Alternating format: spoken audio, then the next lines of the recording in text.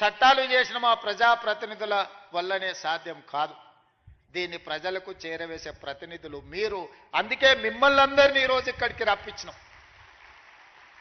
మా మిత్రులు శ్రీనివాసరెడ్డి గారు అన్నారు, ఖమ్మంలో పాలేరులో 1,00,000 మందితో బహిరంగ సభ పెట్టి భూభారతి చట్టాన్ని మనము ప్రజలకు అంకితం చేద్దామని. నేను వారికి సూచన చేసిన, సీనన్న 1,00,000 కాదు, నువ్వు బట్టి గారు తుమ్మల గారు అనుకుంటే 5-6 లక్షల మందితోనైనా ఖమ్మంలో సమావేశాన్ని ఏర్పాటు చేస్తారు. కానీ ఈ భూభారతిని అమలు చేసేది ఆ రైతులు, ఆ పేదవాళ్ళు కాదు. భూభారతిని అమలు చేసేది రెవెన్యూ సిబ్బంది. ఆ రెవెన్యూ సిబ్బందిని సమావేశానికి పిలువు. మన ప్రభుత్వ ప్రతినిధులు వాళ్ళే. ఇవాళ మా ప్రభుత్వానికి మంచి పేరు రావాలన్నా ఈ ప్రభుత్వం తెచ్చిన చట్టం పక్కాగా అమలు జరగాలి అంటే అది మీ ద్వారానే సాధ్యమవుతుంది. అందుకే మిమ్మల్ని ముఖ్య అతిథులుగా మీరందరూ మాతో పాటు అతిథులు. ఈ సమావేశంలో మీరు ప్రేక్షకులు కాదు, మీరు కూడా అతిథులే. ఈ చట్టాన్ని ప్రజల దగ్గరికి తీసుకెళ్లే బాధ్యత మీ భుజస్కంధాల మీద ఉంది. మా ప్రభుత్వం రెవెన్యూ సిబ్బందిని సంపూర్ణంగా విశ్వసిస్తుంది. మిమ్మల్ని దొంగలుగానో, దోపిడీదారులుగానో, అవినీతి పరులుగానో మేము చిత్రీకరించదలుచుకోలేదు.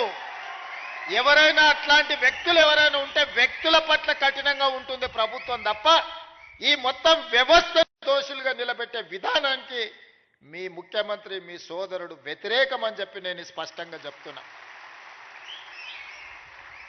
ఎంతో మంది శంకర్ లాంటి ఐఏఎస్ ఆఫీసర్, మాధవరావు లాంటి ఐఏఎస్ ఆఫీసర్ ఎంతో మంది తమ జీవితాలను సర్వం దారబోసి చట్టాలను తయారు చేసి ప్రజలకు అంకితం ఇచ్చారు. రెవెన్యూ శాఖలో ఎన్నో లక్షలాది మంది ఈ 75 సంవత్సరాలలో పనిచేసిన వాళ్ళ కృషి వల్లనే రెవెన్యూ శాఖకు ఈ తెలంగాణ రాష్ట్రానికి ఒక గుర్తింపు వచ్చింది.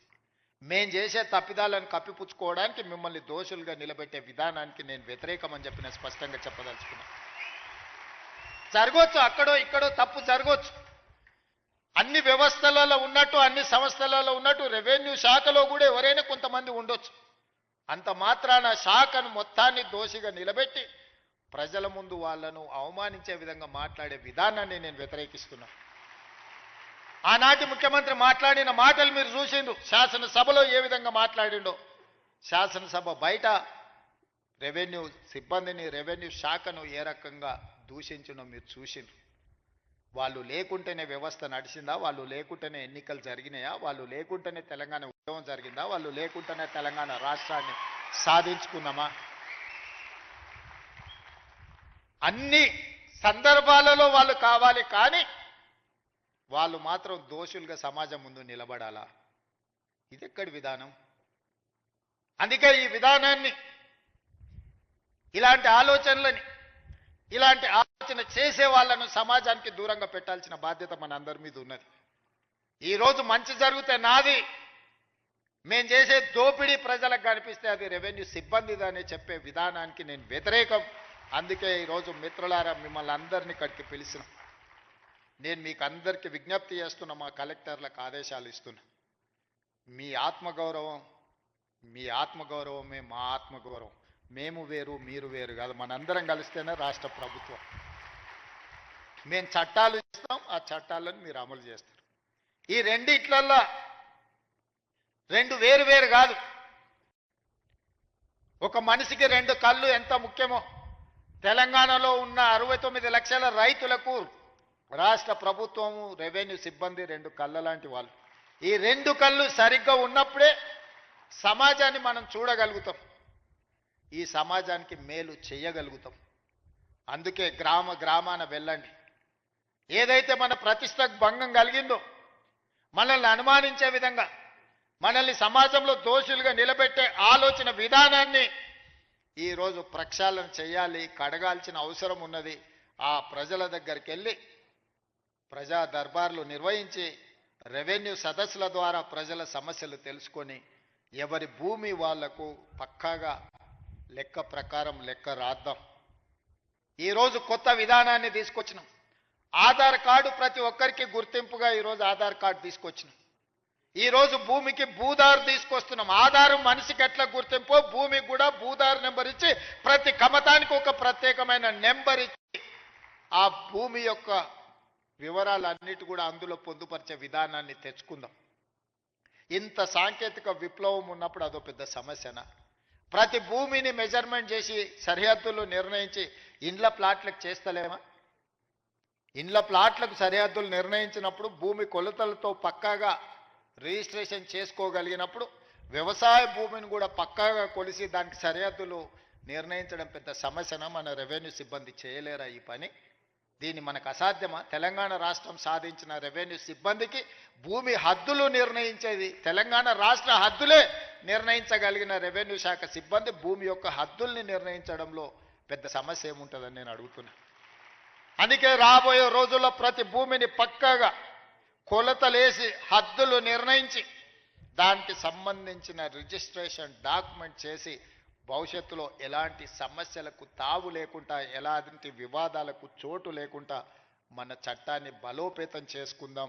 కొంతమంది వ్యక్తులు దురుద్దేశంతో ఈ రెవెన్యూ శాఖ మీద సృష్టించిన అపోహలను తొలగించుకునే బాధ్యత మన అందరి మీద ఉన్నది. మీలో ఒకటిగా నేను మాటిస్తున్నా, మనం ఏ తప్పు చేయొద్దు, చట్టాలను పకడ్బందీగా అమలు చేద్దాం. చట్టాలు చేయడమే కాదు, అమలు చేసే విధానంలోనే అసలు ఫలితాలు ఉన్నాయి. తప్పకుండా నాకు సంపూర్ణమైన విశ్వాసం కలిగింది. ఇక్కడున్న సిబ్బందే కాదు, దాదాపుగా రైతు వేదికలలో కొన్ని వేలాది లక్షలాది మంది రైతులు చూస్తున్నారు గ్రామాలల్లో. మళ్ళీ మనం ఏ గ్రామానికి వెళ్ళినా మనకు వాళ్ళు ఇంత భోజనం పెట్టి ఆ ఊరిలో ఉండే సమస్య చెప్పుకునే విధంగా మనల్ని రెవెన్యూ సిబ్బందిని రైతు బాంధవులు వచ్చిండ్రు మా సమస్యను పరిష్కరిస్తానని మనల్ని గౌరవించే విధంగా ఈరోజు మనం చర్యలు చేపట్టాలని, ఇంత ఆలస్యమైన ఇంత ఎదురు చూసి ఈ చట్టాన్ని ఈరోజు మీరు తీసుకెళ్తున్నారు. ఈ సందేశాన్ని గ్రామాలకు తీసుకెళ్ళండి. నేను కలెక్టర్లకు కూడా స్పష్టమైన ఆదేశాలు ఇస్తున్న, ప్రతి మండలంలో మీరు పర్యటించవలసిందే. రెవెన్యూ సిబ్బందిని వాళ్ళ సహకారాన్ని తీసుకోవాల్సిందే. వాళ్ళందరూ కూడా గ్రామీణ స్థాయిలో క్షేత్ర స్థాయిలో అనుభవం ఉన్నవాళ్ళు, అవగాహన ఉన్నవాళ్ళు, వాళ్ళందరితో కూడా సహకారం తీసుకొని ఈ చట్టాన్ని అమలు చేయవలసిందిగా కోరుకుంటూ మీ అందరి దగ్గర సెలవు తీసుకుంటున్నా. ధన్యవాదాలు మిత్రులారా.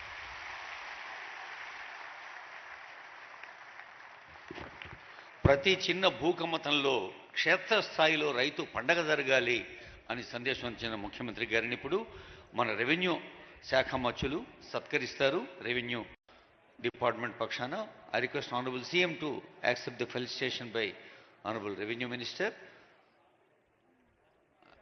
సంబంధిత ఉన్నతాధికారులు ఈ కార్యక్రమంలో పాల్గొంటారు.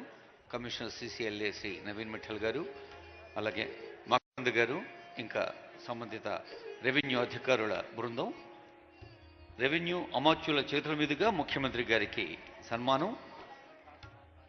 ఆ తర్వాత రెవెన్యూ మంత్రివర్యులు కూడా సిసిఎల్ఏ కమిషనర్ నవీన్ మిఠల్ గారు, మకరంద్ గారు రెవెన్యూ ఆఫీసర్ చేతుల మీదుగా సన్మానం అందుకుంటారు. తర్వాత ఫార్మర్స్ వెల్ఫేర్ కమిషన్ కోదండరెడ్డి గారు చైర్మన్, వారి సభ్యులు గౌరవనీయులైన ముఖ్యమంత్రి గారిని సత్కరిస్తారు.